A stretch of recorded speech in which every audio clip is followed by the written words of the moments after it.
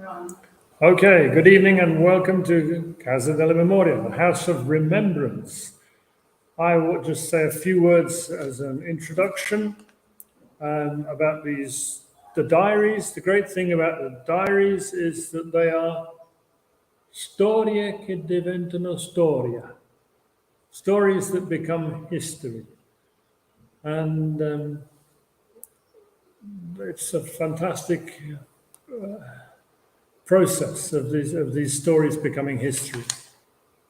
I'd like to read this. This is by our founder, the founder of the House of Remembrance, Filippo Urano. This was from back in 2013.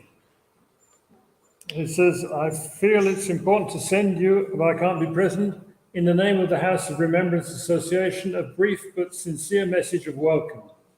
These will be important days for you and for us. The events that we will commemorate during the walks made it possible to open a new phase in the history of Europe, affirming the values of solidarity, democracy, and peace. It is no coincidence that I put them in this order: solidarity, democracy, and peace.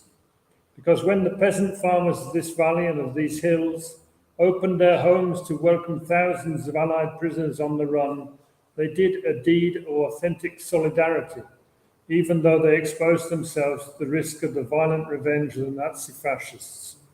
In those months of danger, while young Allied prisoners were hidden, the old people and the women developed a new political and social consciousness. Those men and women built democracy in Italy, helping to awaken the country from the sleep of the 20-year fascist regime. Peace still has to be won, but with the same forms and the same courage that the peasants had, not closing in on ourselves, not turning our gaze to the distance so as not to see those who are victims of violence, those who suffer injustice, but tackling the problems that the world places before us. Here, 80 years ago, a war was fought between two armies with their weapons, but it is no exaggeration to say that the war was won above all by those who struggled without weapons, the civil resistance of the peasants, convinced, as in convictory. That is to say, it allowed everyone to win, affirming the rule of law and justice. Thank you again for this memory, which you conserve with great constancy, and we trust that these values will be assimilated also by the young. I'd also like to say that today on our walk, we didn't reach what was supposed to be our final destination, which is Lago Keith Kilby, the Keith Kilby Square in Monte San Martino. So it's just a moment to remember the legacy of Keith Kilby and how much he's done to collect these diaries, because Mara has worked on the archive of the diaries collected by Keith Kilby. So now I'd like to pass the word, as they say in Italian, passa parola, to Steve Sims, who's somewhere in Wales. Hello, Steve. Over to you. Good afternoon, good evening. Thank you for having us. The history that's in here is well written about, not very well known by a lot of people, but those of us who were involved know about it.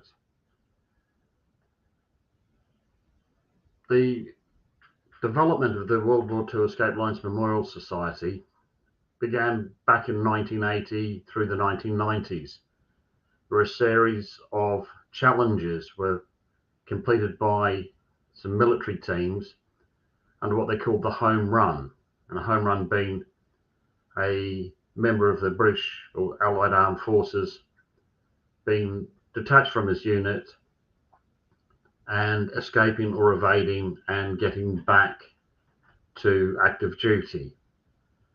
And for many, that meant crossing through the airmen who were downed over Holland and France. That meant getting through France, across the Pyrenees, through Spain, and down to Gibraltar, where they were sorted out and shipped back to the UK. Back in 1994, there was a large gathering of people from a diverse range of organisations.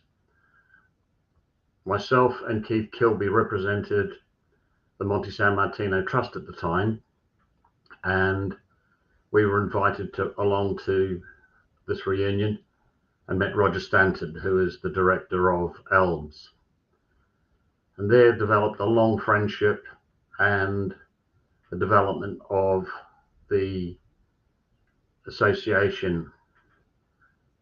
For a long while, I was a trustee of the Monte San Martino Trust. After Keith gave up the hard work of being secretary, I took over for a while, and then I was fortunate that Letitia came along and took over from me. That gave me the chance to concentrate my efforts on working with Elms and the various projects that we had in development. Building on this reunion at Eden Camp in Yorkshire, we had a lot of discussions about things Italian, because a lot of the people knew about France and the escape routes through France and the SOE networks, that's the Special Operations Executive Networks, but there wasn't anything like this of significance in Italy. And we started making contacts, and through the contacts that I had through the trust, I was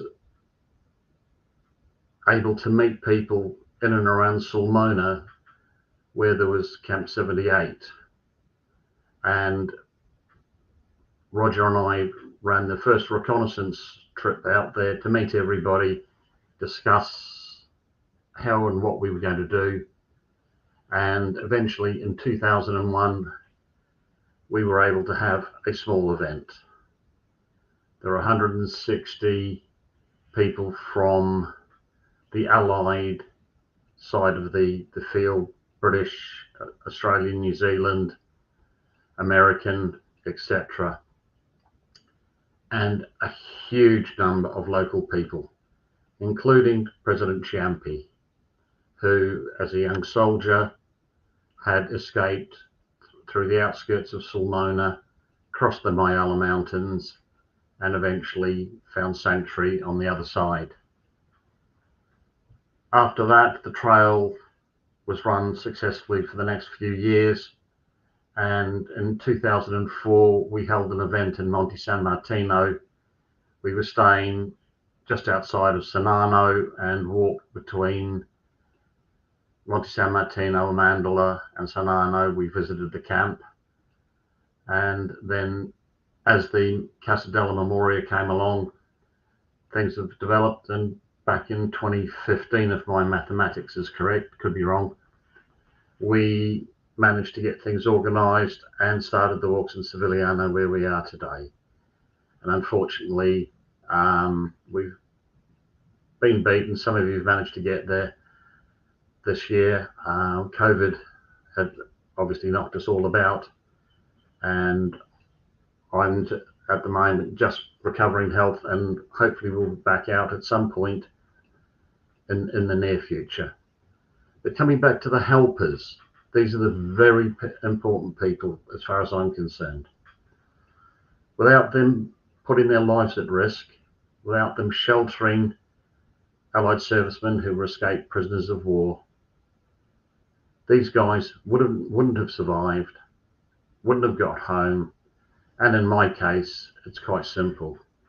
If my father hadn't been looked after, he would never have got back to New Zealand and met my mother.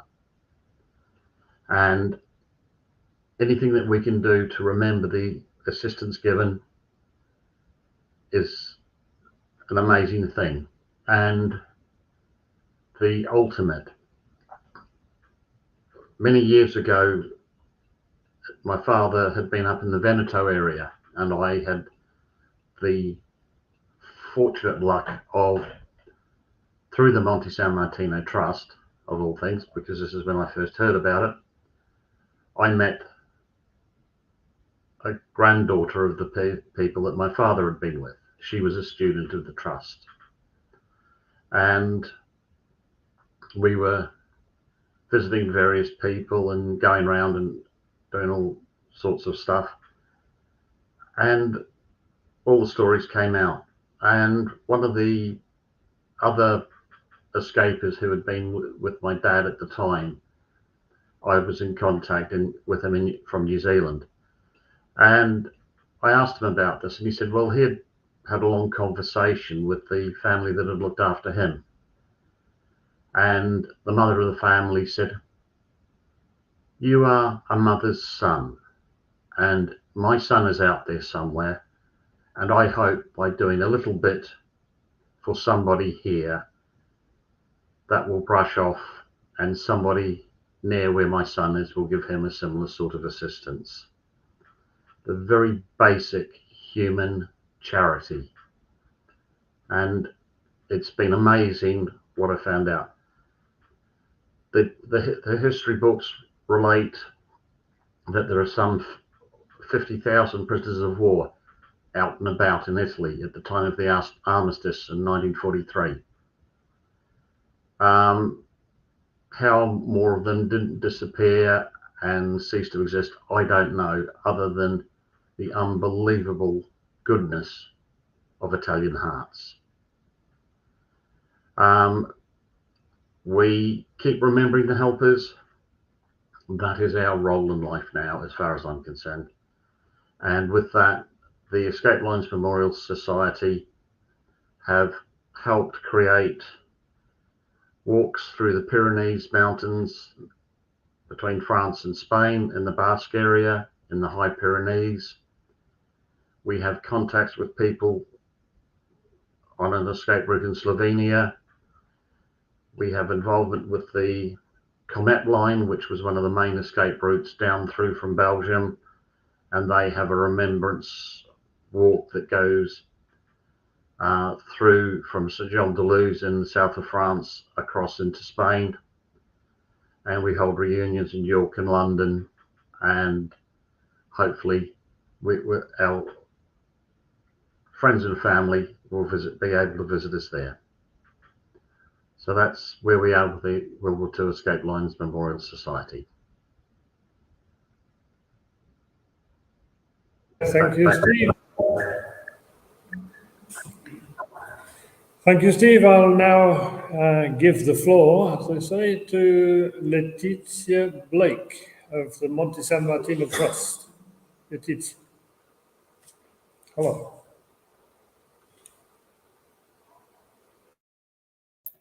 Thank you very much indeed, Ian, and a warm hello to you and to Steve and to everyone. I'm really delighted to be here to represent the Monte San Martino Trust. I am the secretary, and I have been since 2005. And as Steve has just said, I took over that baton from him at that point, and had many years of working with our founder, Keith Kilby, who's been mentioned already several times. And we worked together on the core activity of the trust, which is granting 35, an average of 35 study bursaries every year to young Italians between the ages of 18 to 25 to come over for a month, study in English in England, and to live with an English family.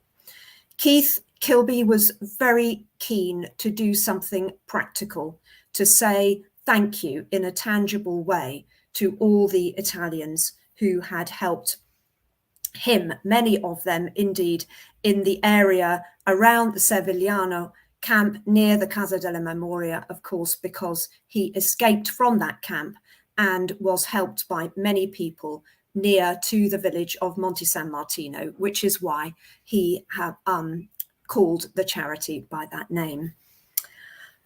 So one of our core missions, apart from obviously giving the bursaries, which is very important to us, educational bursaries to young Italians, one of our core missions is to keep this story alive, and Steve has spoken very eloquently about that just now, and how important that is to keep the story alive and the memory in particular of the Italian people and families who helped the escaping prisoners of war who were on the run after the armistice in September 43.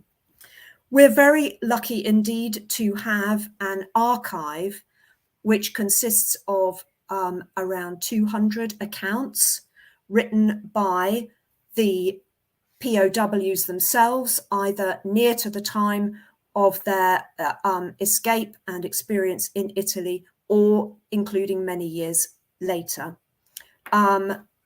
These 200 accounts, also we have a number of self-published books that either the POWs themselves published, or their families and relatives who were doing research after their death published as a way of keeping that memory alive and telling the story about what happened. We are in negotiations at the moment with Cambridge University to house and take our physical archive, which obviously, as you can imagine, very, very precious to us. So we're discussing terms in particular of access, that if we make a donation or deposit our archive there in the university library, we want it to be accessible for personal and academic research for many years to come. So those discussions are underway. At the same time, we have been involved for nearly 5 years now in a huge digitization project, digitizing our archive. And I can report that nearly all of the documentary material which has been donated to us over the last 30 years has been uploaded onto a website which is accessible to everyone, linked to our website, the Monte San Martino Trust website. This is an enormous project which has been headed up by my colleague Christine English and our archivist Nicola Waddington, who have pulled together a team of people, including some of our supporters doing this on a voluntary basis, to go through and be involved in this digitization project.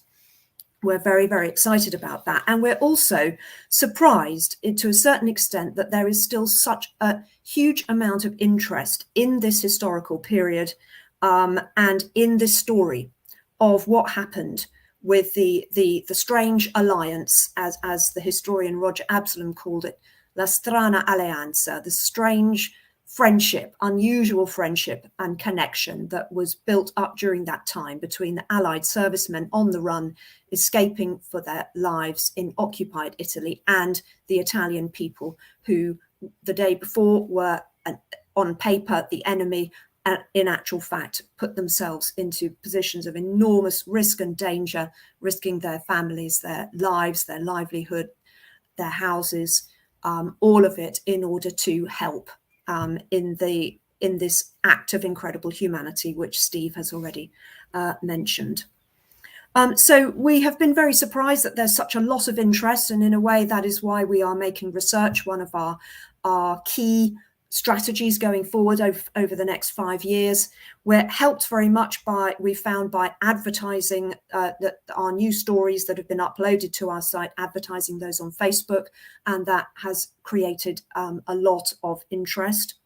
And we also have new accounts still coming in to our archive. Not many, but we do, and I'd like to just share with you and show you a couple that have come in within the last 6 months. One of them is very interesting. I'm not sure if you can, hopefully you can see this. Whom Enemies Sheltered, a saga of human love in the midst of World War II. Written by a young Indian lieutenant called R.G. Salvi is his name. And there you can see him. And his experience of being captured in Tobruk, which is where my father was captured, and then ending up in a camp in Avezzano in the Abruzzo region and escaping from there and being helped by many people. His grandson, Samar, who is in his 40s, got in touch with us recently, and he has managed to trace the family, the descendants of the family who helped his grandfather to escape. And so he's very excited about that, as you can imagine, to be able to go to Italy and thank them in person for what they did for his grandfather. Another book that has come in recently from Ireland, this one again is called Letters in a Suitcase, and is written by Dana Foley, who's a supporter of the Monte San Martino Trust. It is about her father there, Joseph Callahane, you can see with his wife. And these are all the letters that were written between them when they were engaged to be married, and the letters that he wrote from a number of different places in Italy, including Fontanallato, which was a big officers' camp. He was not an officer, he was a batman, in other words, a servant to some of the officers in that camp. But he escaped with them in the big escape after the armistice and managed to get back home safely. So we are still receiving these accounts that are coming through and people contacting us to let us know. So we're very excited about that, as you can imagine. We are also, as part of this core mission of focusing on our research, we are forging links and indeed developing projects currently with historical institutes and libraries in Italy and the UK and America. So Mara Piconi, who is our main speaker today, in her fascinating thesis, which I have been reading this week, presents us with a full and indeed often grueling picture of the daily life for the POWs in the three main camps in this region of the Marche. Not only their daily life and conditions there, but also she has a huge amount of detail as well about their lives of particular individual prisoners of war who she's been able to research from their diaries and from their writings and accounts, what their life was like living with the Italian families who helped them. What was that experience like for them? And reading these accounts, it has occurred to me how lucky I have been that my father, Robert Blake, who was in fact a historian by profession, that just before he died in 2003, he was able to complete and write his full account of his war experiences, including his escape from Sulmona camp in the Abruzzo region, and then being sheltered for 9 weeks by an Italian lady and her son, in fact, right in the very center of occupied Sulmona, the city of Sulmona, which is unusual, not in the countryside. But obviously enormous risk that she took to do that. And just as Steve has shared himself regarding his own father, I'm very, very aware that if it wasn't for her enormous courage in doing that, in offering sanctuary and food when they didn't have any hardly, but to him and his 2 other friends who were escaping with him, that I would probably not be here today. So this extraordinary story of bravery and humanity of the Italian people is one that all of us, I believe, all of us here are striving to disseminate as widely as possible to really have this story be known. And I'm so grateful to Mara Piconi for her significant contribution through this really in-depth research that she has undertaken to keeping this precious and really important story alive. So I will complete there. I'm very much looking forward to hearing Mara's presentation. Thank you so much. Letitia, and as you've already introduced Mara, I won't say anything else. I'll just give up my seat to her.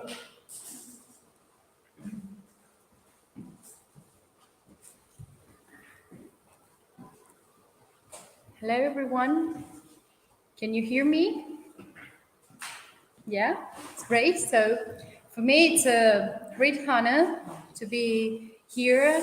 And I want to thank firstly Casa della Memoria for inviting me, for choosing me to give this first contribution. And I say sorry to you in advance for my non-native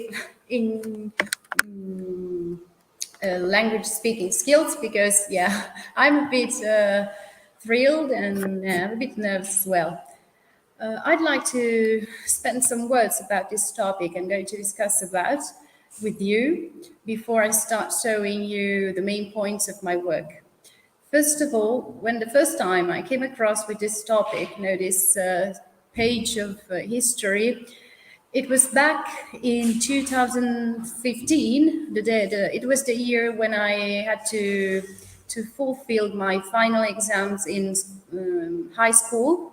And for me, this topic was barely unknown until one day I came back home and my mother was playing on the radio. Yeah, she was broadcasting on the radio Roger Waters' music, especially was, I think, the Final Cut album. I don't know if you ever heard about this.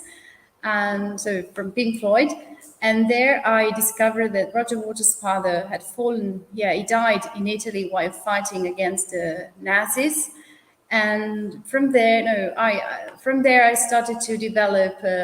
I started to become utterly obsessed with this topic. So I began to research and trying to find out details about British soldiers here in Italy.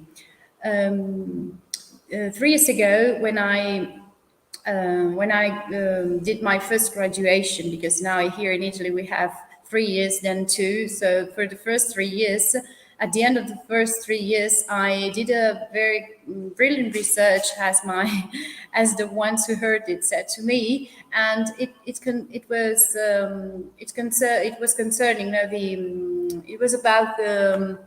was a research mainly based on fascism and the beliefs and opinions British soldiers had on these topics. But now, for my final dissertation, I wanted to do something new, and I decided to focus on the British war diaries in the fermano-maceratese area, just because, as was said before, diaries are really helpful pieces of work which enable us to rebuild and reconstruct individual life, which are so precious, especially nowadays where the individual seem to count nothing. And so sad that I wrote this thesis while a new war has come up in Europe. So it was a little bit sad, but in the meantime, I'm really pleased to share with you, among you, my research, which I was able to do and to carry out with the materials La Casa, della Memoria has provided me. The first thing I want to show you, it is I wrote an abstract just to introduce you to the topic, because the main topic of my work deals with the conjunction between history and literature provided by the diaries. As well, there are many subtopics which I will discuss about with you, because the diary as a genre itself can tell us many things, especially in terms of literature. So the diary, I have made a research about diary as a genre and also as a literary source, which can be helpful to historical research. And for me, it was crucial and really important, the role played by Monte Martino Trust. It was a special contribution, because without Monte Martino Trust and their archives, my research wouldn't have been possible. First thing, my work of research, the research background is the one of the Italian campaign. And in Italy, the situation was very chaotic, because Nazi fascism was a real threat on the entire peninsula and all over the world. And there were two kinds of resistance movement. The resistance movement itself made by partigiani, and the liberation movement, which many British and Allied soldiers took part in. But the topic of my dissertation and the previous one was mainly on the Allied forces on the Italian soil, in which they arrived through the landing in Sicily. And it was also marked by another important, remarkable event for the Italian history, which is the fall of fascism. I just wanted to introduce you and provide you with these historical details, because it's a little bit more, my speech is a little bit more coherent with what I want to say. And then another important date for the Italian history, but also for the history of British soldiers which were taken into the camps. And I'm talking about the armistice date, which took on the 8th of September 1943. And this date is really important. I will tell you later, and I'll explain you why. Prisoners of war and prison camps in Italy. In Italy, there were 7 prison camps and 9 military hospitals. And this situation caused what I called the POW issue, because the authorities, especially Allied authorities, they had to decide what to do with all these prisoners of war which were taken in prison camps in Italy. And there were 2 important reports which can tell us about what was happening at that time. The first one, the stay put order, which said that in the event of an Allied invasion of Italy, officers commanding prison camps will ensure that prisoners of war remain within camp.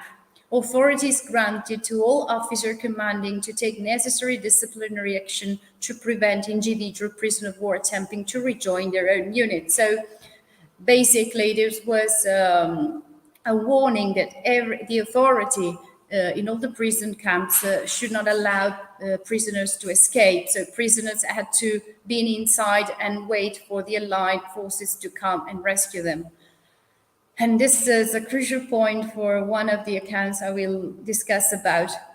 The second one, this is a clause taken from the armistice, and it stated that all the prisoners and the people taken inside belonging to the United Nations will be released immediately to the Allied officers, and no one should be transferred in German territory. So I try to translate it right now, what the clause stated. So this was another warning which stated that all the prisoners will be immediately released to the officers, to the Allied officers, and no one should be taken in the to the German territory, should be deported. So as you see, this is a first.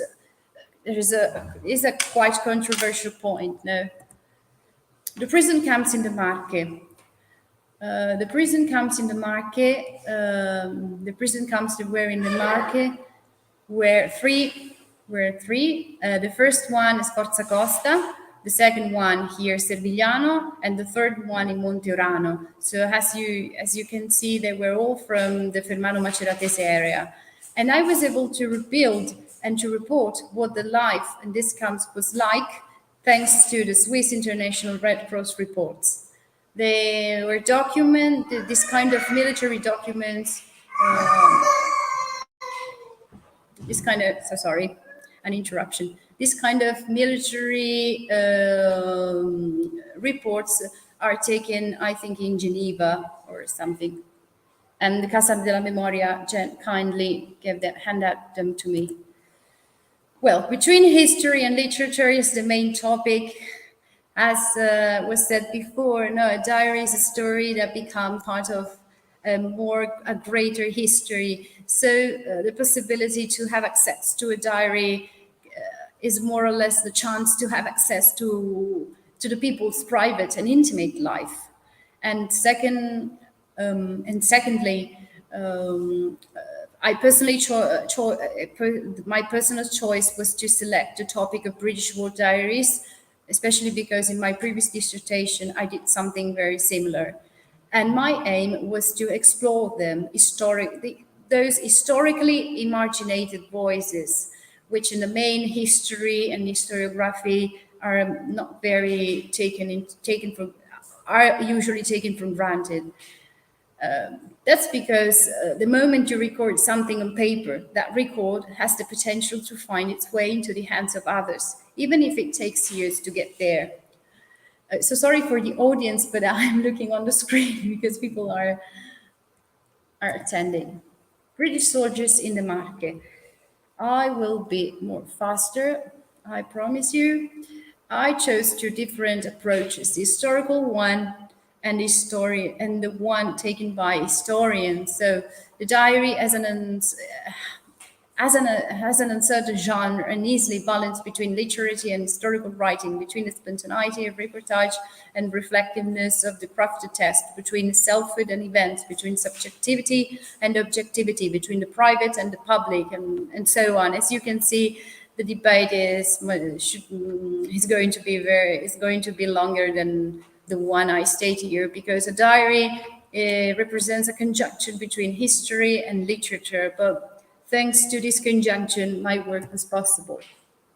Well, this is a very important mention to the Monte San Martino Trust. It was thanks to this charity I was able to take so much diaries and memoirs, because the archive can provide us with fragmented and random diaries, but also I have to state other sources which were useful for my research. This is more or less the corpus I used to carry out the research. And I have to mention also Archibald G.H. Derek Miller, Raymond Ellis, and G. Norman Davidson. These are also authors which did self-published works of their own experiences. And thanks also, as Letitia said before, to the task of editing, which is a really precious work, and also the founder of Monte San Martino Trust, which made all this possible. The first part of my analysis is about the escape experiences. We talk about an escape because the situation in Italy after the armistice was very chaotic and confused, especially because, as I said to you before, the stay-put order and the clause stated by the armistice signed between the Allied and Italy were really difficult to understand, and they were sometimes in contrast between one another. The stay-put order caused many confusion, and thanks to the escape and debriefing reports, I was also able to get much more news than I had expected. The escape experiences are very useful to know and to get to know, especially an aspect which is crucial for this period, for this historical period, which is the physical and the mental consequences of imprisonment. Raymond Ellis stated, it was over 4 hours since we left the farm, and we walked steadily, discussing the details of our unexpected hospitality. Now we were tired again. 16 months of imprisonment had taken their toll of strength and stamina, more than we would have ever believed, and ducked under the wire. So the experience of gaining freedom after the escape was then suddenly overcast by the fear to be in a dangerous situation again, but also not also dangerous situation because of the possibility of the chance to get to be captured again, but also because the soldiers had to face so many troubles like hunger, thirst, and so on, without having the possibility to have a shelter. I report here to you the escape plan made by G.H. Derek Miller, which was the medical officer at Servigliano camp. As you can read, I read for you, then suddenly, I can't remember exactly when it was, about July, I think 1943, the Italian government collapsed.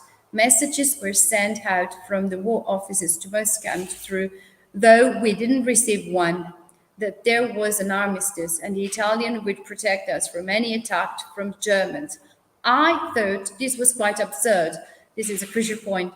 Just after this, our regimental sergeant major, which was from the Irish Hussars and was responsible for the internal discipline of the camp, came to see me. He later broke down, saying he could not take responsibility now and he needed an officer to be in charge, and the chaps thought I should take charge. I knew exactly what to do, and I was quite pleased to do this. So this is now a crucial moment when Derek Miller, realized that it was absurd that Italian people and the Italian troop will protect the Allied soldiers. And then he became in charge of the regiment.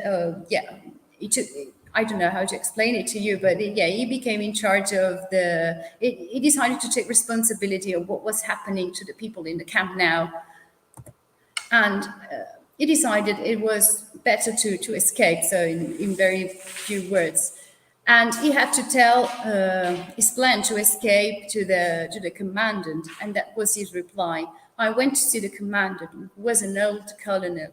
I said I wanted the gates open, and he said rubbish. So after a bit of dramatic knocking and thumping his table, he surrendered to me and said, all right, I will open the gates, provided that you sign a document to say you have taken full responsibility. I said, okay, I'll do that.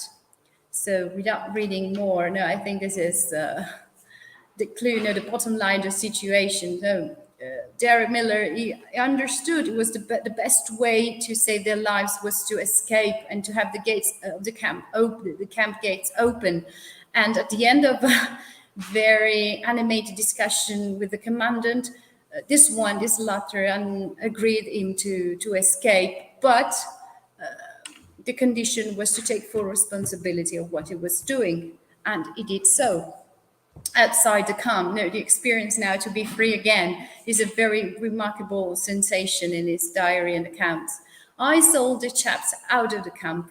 We went with them. I left a greatcoat and anything British like that, and just took a blanket. Then that was a great piece. Sorry, I left my note.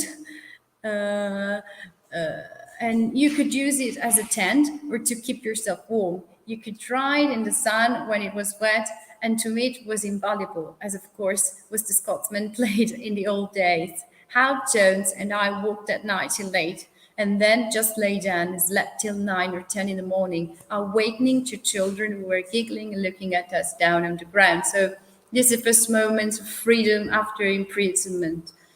And I think it is a remarkable sensation. Must have been very important. Another contribution was made by Raymond Ellis.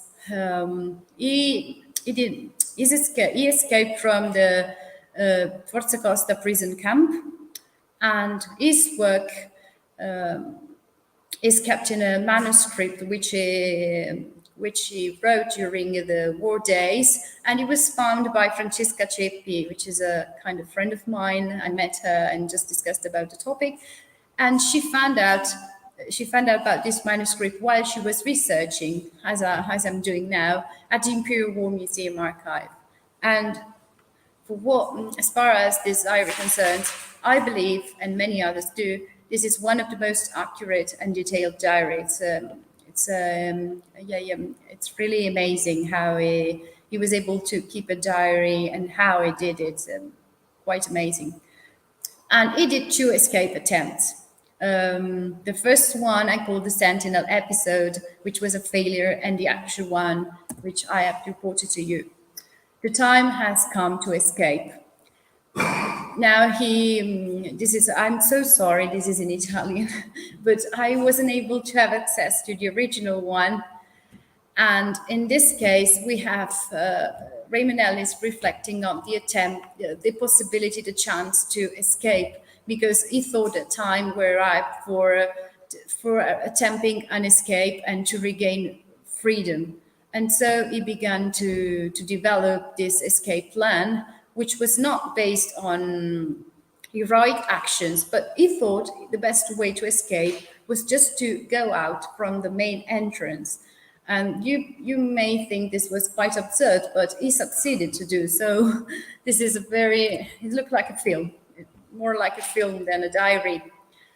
He said that emotions and fears are very important in this account, because what was the main feeling he had was the fear and the awareness of being exposed to serious threats. Imagine, just figure out you were in a camp, you were imprisoned in a camp, and you decide to regain freedom, to escape, and you may think it was the best way to escape would be at night, or in a way you should just go out and notice. But he decided to go out from the main entrance, as I said before. So after not only because of this attempt he was really concerned, but also because he attempted also to foresee what to do next after the escape, if he had ever succeeded to do so. Oh, it's a long way. Yeah, I decided to report this to you because it's really important to state what happened just before he actually escaped. While he was preparing to escape, he felt and he wrote down a lot of emotion and feelings, especially of tension, dread, anxiety. And what is the most important thing is Ellie's personal awareness of being under threat while trying to escape. And we have reported here an accurate description of the arrangement before the escape, so the many arrangements before the escape. I make sure I will provide you with an original one. Oh, I think Francesca Ceppi is also with us. She's the one who discovered this manuscript while researching for her graduation.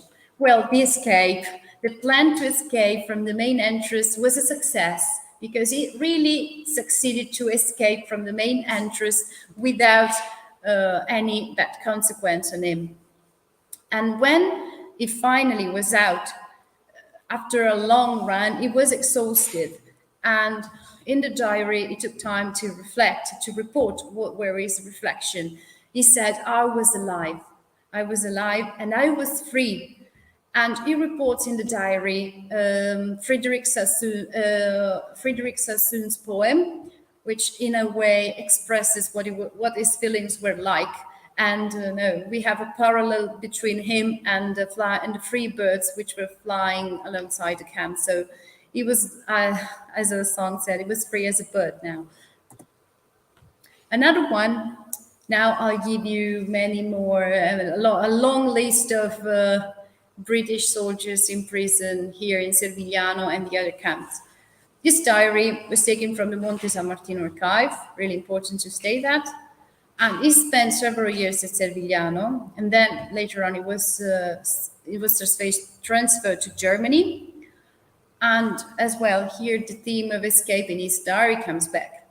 He says, everyone associate POW life with escapes, but with most it was not all-consuming passion of to portray it naturally. Almost all of us thought up a variety of schemes, but few survived the incubation stage.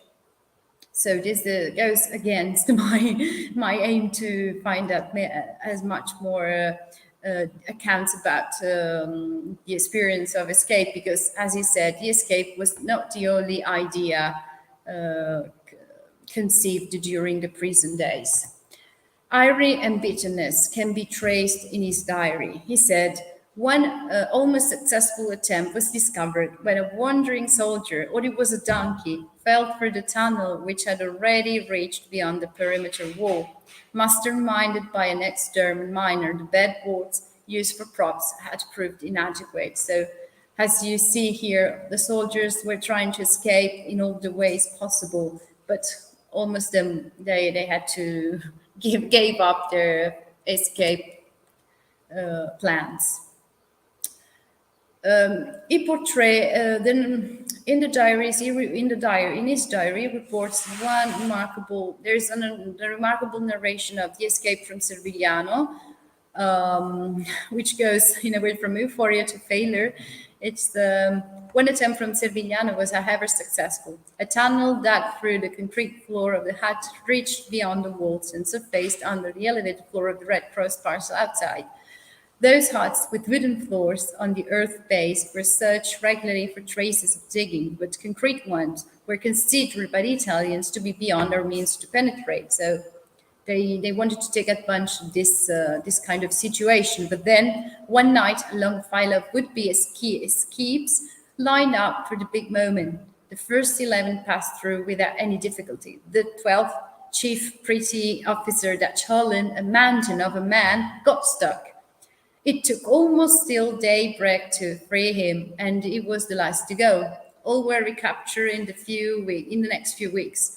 Their absence was quickly discovered, and all hell let loose. So this was a really unsuccessful attempt to escape. Why are escapes so significant for my research, but also for the contribution they can give to history and the narration of this historical period? First of all, the crucial importance of regaining freedom, to be free again, to escape meant to be free again. So this was the only way to reconquer freedom. And then, secondly, possibility to trace and investigate the roots of the ex-prisoners, so the path they undertook to escape. Thirdly, the chance to get to know their feelings, emotions, and fears, especially during an escape. I think those are very crucial and fundamental feelings no one can feel. But also fiction versus reality. When we read a diary about when I personally read these experiences, firstly, I thought it was fiction. It couldn't be real. But then the diary as reminded me it was true, it was actual. Everything was an actual reality. And last one, British soldiers, they provide an external point of view, a different and original perspective, scrutinizing the Italian society of that time.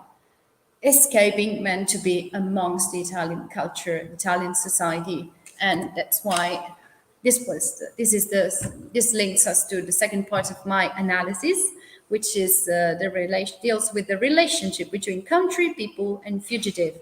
And as far as it concerns me, it is for me, personally, it is the most challenging and emotional part of my research. As to Roger Absalom, which was mentioned before, he did a special contribution for this course, writing his research and this book, and giving it a title, a very important title, which gave us the idea of what was happening between the population and the fugitives, a strange alliance. Being free meant that prisoners had to face life from prison camps to open countryside. In a way, being again in the open countryside here in the Marques has not been, I believe, a pleasant, as I can say, has not been pleasant, I think, for most of them, because they did not know anything about these places.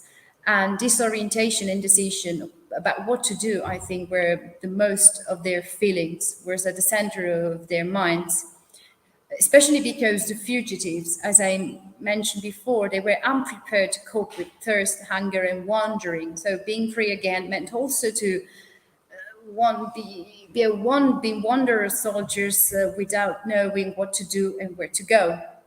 And especially because of this, the help and support provided by local peasants was crucial, was a fundamental trace for this historical period.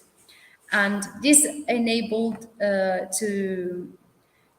strange alliance to be built up between British soldiers and peasants, which represented two opposite worlds in terms of culture, beliefs, prejudice, language, and knowledge.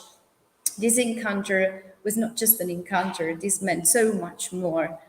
And the union, as Roger Absalom stated, was made possible especially because they had in common one thing, and it was the need to survive the war, which induced them to join forces and to overcome prejudices and so on. I really hope you're following me. I now stop because I think I've been talking, I don't know how much time I've been talking. Yeah. As to Raymond Ellis, I had to reread again his experience, because it did not stop at the experience of escaping, but also here we have a remarkable expression. We have remarkable expressions from him for what concerns his period of a life adopted by the Italian family of Minicucci. He said that he was about to be adopted by the Minicucci family. And this is also, as I stated here in the slide, this happened in the nearby Massa Fermana, approximately around 1943 and 1944. And he was about to be, as he said in his diary, he was about to be adopted by the Minicucci family. And he has been in close contact with his family for the most of his life.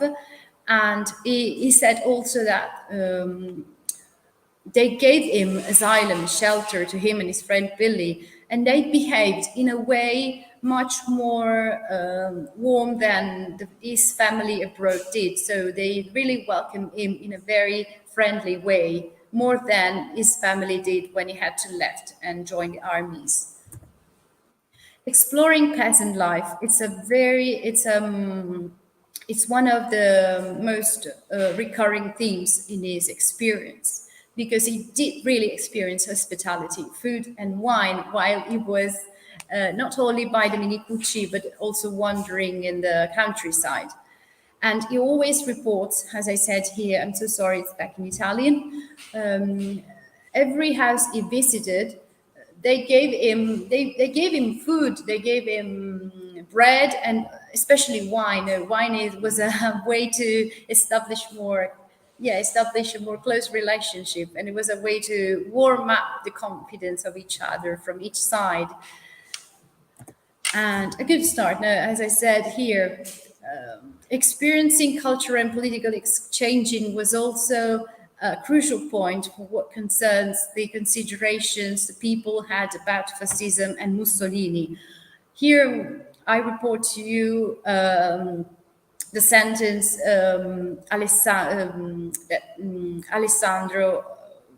made by Alessandro Minicucci, which was helping them. He said, "If Mussolini comes, you will sleep in the stable, but you two are going to sleep in this bed." So this gives you the idea of how great their welcome was to these two wandering men.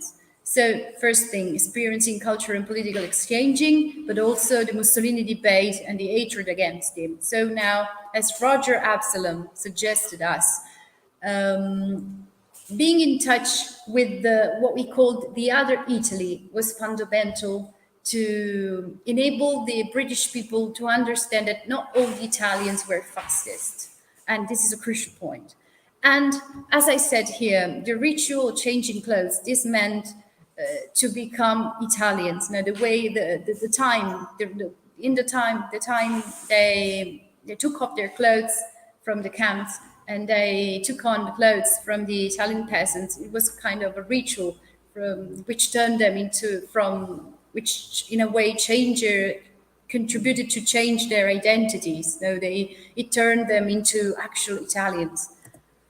Knowing the other and the cultural exchange provided by the strange lines, it's also important. At the beginning, Raymond Ellis thought that Italian peasants were inferior to him, especially because they were not able to read. They were not as scholarly as he was, and as of the majority of British people were. But as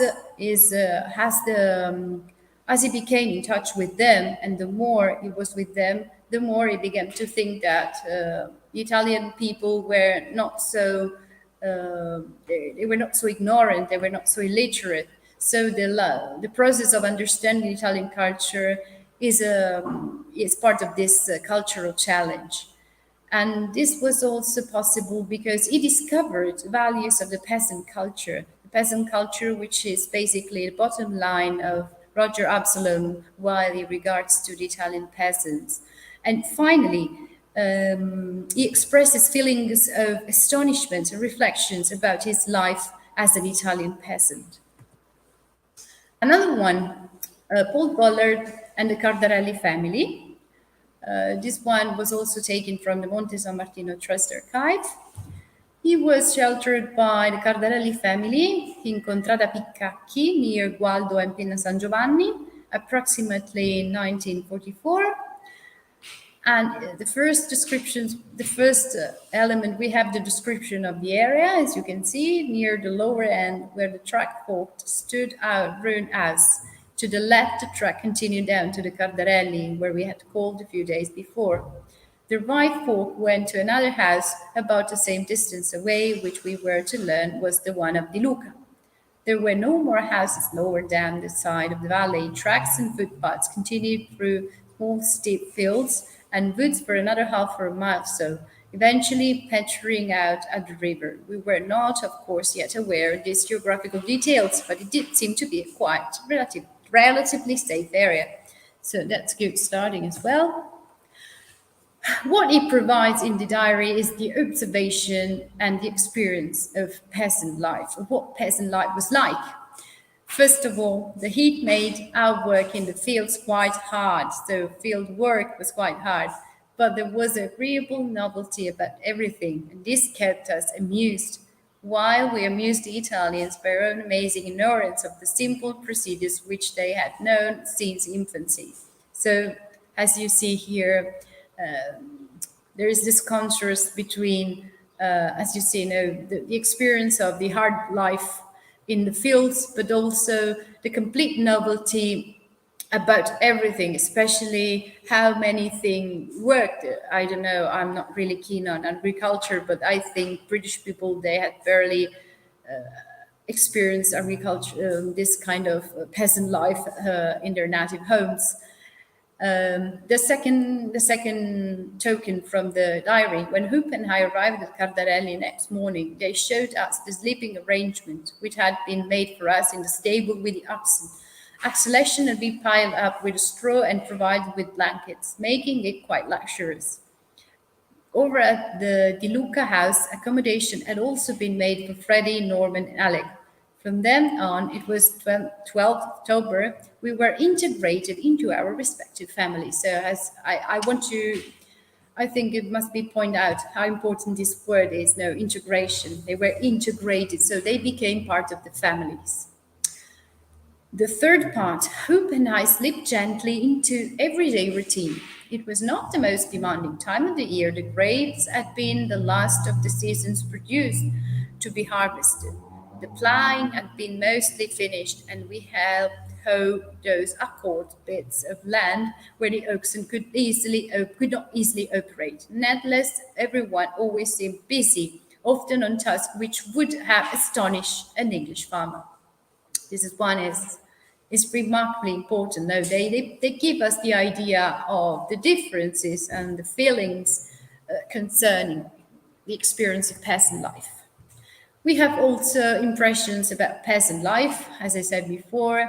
As you can see, he constantly points out the comparisons between peasant life in Italy and what was like, for example, in Scotland or Highland. Generally, the main impression was that Italy was not an advanced country in terms of agriculture and means of life. I don't know, here is a remarkable point. There was no sanitation of any sort. No, I think it's quite important to say, not even on earth private. And everyone used the fields or in bad weather, the stable. So I think this must have been astonishing for British people who firstly experienced the peasant life. And second point, the way the lands were administered seemed to the writer a medieval system, because the house and the land all belonged to the landlord and was held on an annual basis, with the rent being paid in kind. So this looked like a medieval procedure rather than a contemporary one. There was also an obligation to provide a number of man days of labor for such jobs and repairing the communal road. Not quite a feudal system, as the tenant was not legally bound and was free to leave. As I said, no, it was mostly like a feudal system, but yeah, as I said, no, the peasants were not obliged to provide, to remain in the fields. The third one, I chose this because as the previous, this is a bit in contrast with the previous content I showed you previously. This one was provided by Lawrence Bain in his self-published work 9 Months Behind the German Lines in Occupied Italy, and the account was also taken from Monte San Martino archive. And it was hosted by the Rozzi family in an own village in the South Marche. But before getting to know the Rozzi family, he had to face a lot of unexpected events and communication problems. As he reports here, it was hard work climbing the innumerable little hills, and just as the sun was sinking, we stopped at the farmhouse and asked for water.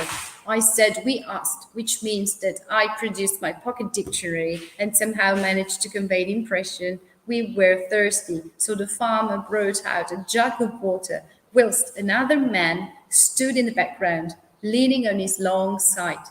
I don't know if it was under the impression we were dangerous desperados, and his only hope of safety lay in his sight, but he was an unsavory-looking specimen, so I confined my attention to the other.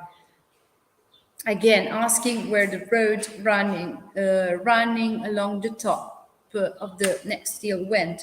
Not knowing any grammar, I had to be constant with the Italian equivalent of road where to go. He replied he went to Rome.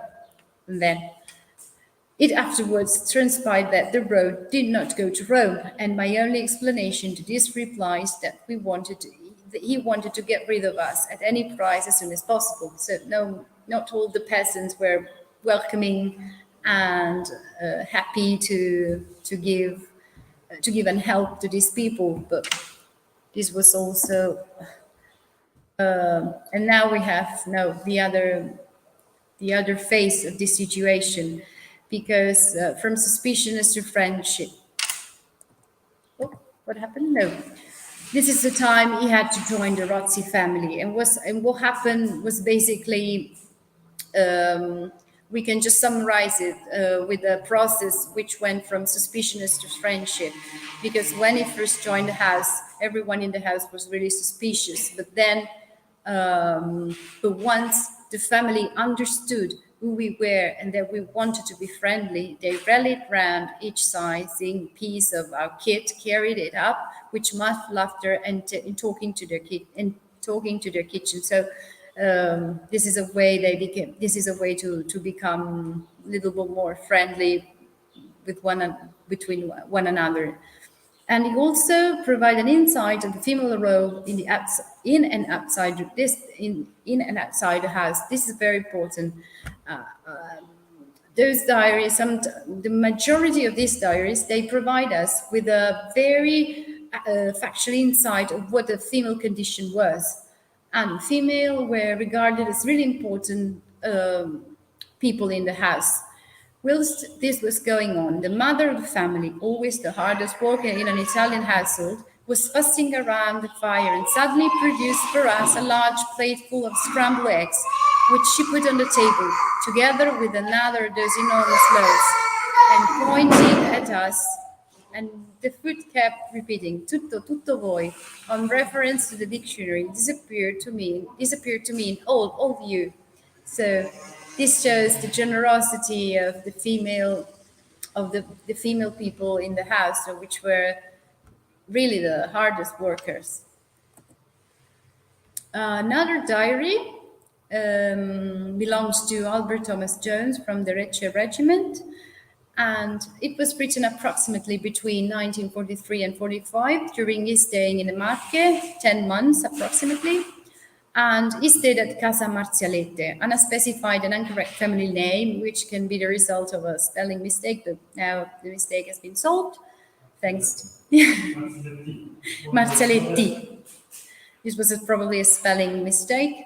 And the account was taken from the Monte San Martino archive as well. So everything was taken from there. We have 19th of September, the first writing. These people are very kind to us, and we will do will do anything. We are anxious for the lads to get there. They will not take anything from us. We did press and so on them yesterday, but they will not have any of our food. Their food is simple but good. The youngest to the oldest do their share of work each day. Yesterday and today we have been making vino or wine. So as you see, this is an actual diary, so it's written not very correctly, but I try to read it. read it through all the readings. Another account, it was written a month and 10 days after the first one, nearly another month finished. Have been staying with these people 6 weeks today, and any mention of leaving is immediately squashed by them. They say we have to stop here until the British arrive. People here dyed our shirts from us and so on. But as you can see, the growing relation, the growing warmth can underline this relationship with the people. Here are my conclusions. What I want to state, firstly, it is not possible to reconstruct entirely this phenomenon of strange alliance.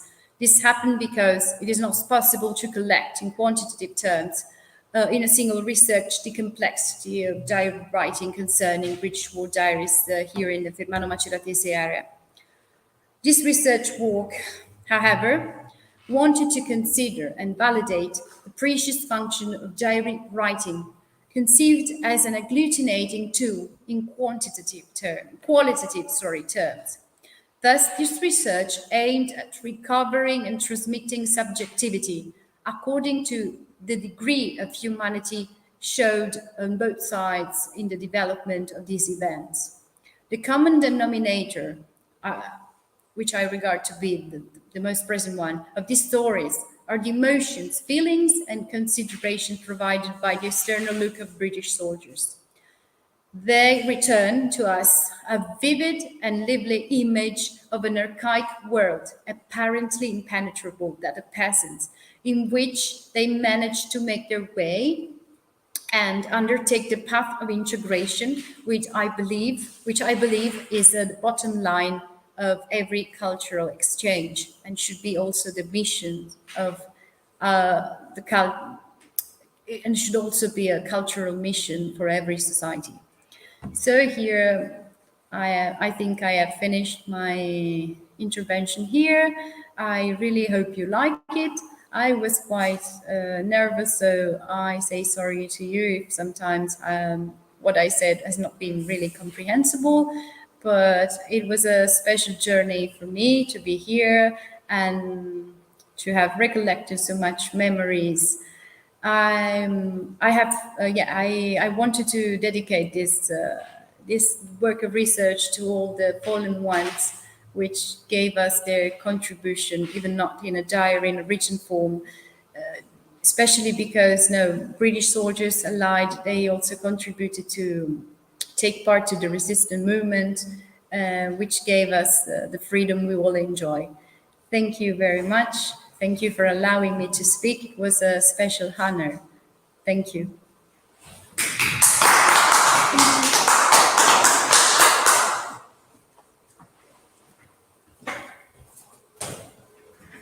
My son is witnessing. Okay, I would like to thank all the participants in this meeting, Mara, Steve, in particular Mara, Steve, and Letitia, and the other numerous public present, all 2 of you. And so until we meet again, thank you and goodbye.